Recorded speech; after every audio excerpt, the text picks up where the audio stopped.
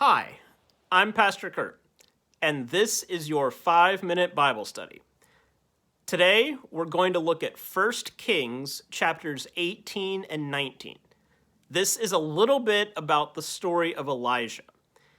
Now, I need to set the scene a little bit here. In the last video, I talked about how the United Monarchy got split into two. So now there's the northern kingdom of Israel and the southern kingdom of Judah. In the northern kingdom of Israel, their king was Jeroboam. But very quickly, they had a whole bunch of kings at once. It's almost like a revolving door there with a throne. By the time we reach this point in the story, we now have King Ahab on the throne. But the Bible tells us that King Ahab was the worst of all of the kings that they had. In particular, the reasons why he was the worst was he married a foreign woman, and he ended up worshiping her god, Baal. So here we have a king who's supposed to be worshiping the God of Israel, who is now worshiping a foreign god. His wife's name is Jezebel. You might be familiar with her name. Well, the prophet Elijah is trying to call King Ahab and Jezebel back to living the way God wants. And to do this, at one point, he calls Ahab and basically says, let's have a little showdown. You bring these prophets of Baal, and I'll bring myself, and we'll see whose God will answer. So this little showdown scene is kind of famous. Elijah tells them to call on their God and see if he'll answer, and of course, nothing happens. And Elijah ends up mocking them.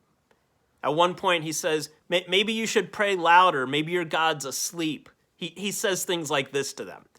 Well, eventually he says, okay, it's my turn. He puts his sacrifice on the altar that he built, but then he tells them, you know what? Dump a whole bunch of water on my sacrifice. Even make the altar itself soaking wet. Of course, you can't really set wet wood on fire. The task is to see if his God will light the fire. Elijah prays, God answers, sends the fire, and people realize that Elijah's God is the true God. Elijah then massacres all of the prophets of Baal. Well, of course, Ahab and Jezebel are not very happy about this.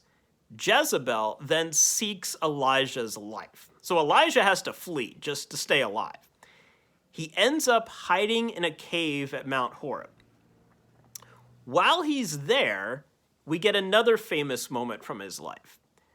God appears to him, but not in the earthquake, not in the fire, but in the still small voice, or in the quiet. And when God appears, God basically asks Elijah, what are you doing here, Elijah? Why are you hiding in this cave? And Elijah explains that he's been trying to call Ahab and Jezebel to worship God, but nobody seems to be listening, and now they're calling for his life. He kind of gives God this woe is me speech, thinking that he's all by himself. He's trying to do the right thing, but nobody's there to help him. And God then tells him basically, get up and keep going about what you're doing. He also tells him to go and find Elisha and anoint him as his successor. So we've got a lot going on here with Elijah. We've got the famous showdown with the prophets of Baal, and we've got this scene in the cave. Sometimes we forget that these two scenes go together. Elijah has just come down from this big victory, defeating all of these prophets of Baal. But then things quickly turn around when Jezebel wants to kill him. So now he basically goes and hides in this cave. Sometimes in life we have really high moments when things are going great, like Elijah overcoming these prophets of Baal. But sometimes life then quickly changes, and things do not go so well for us, like Jezebel seeking Elijah's life. Whether we have good days or bad days, things are going well or not so well, God is still with us. Elijah saw that God was with him not in the earthquake or the fire, but in the still small voice. Elijah had to stop and listen to God. God then gave him the encouragement that he needed to keep going. But sometimes when life is really good, we don't listen to God because we don't think we need God. And sometimes when life is going really poorly, we don't listen to God because we're so busy complaining to God. When we look at this scene from the prophet Elijah's life, we can see the importance of listening to God. This is what he showed the prophets of Baal, that this is the true God.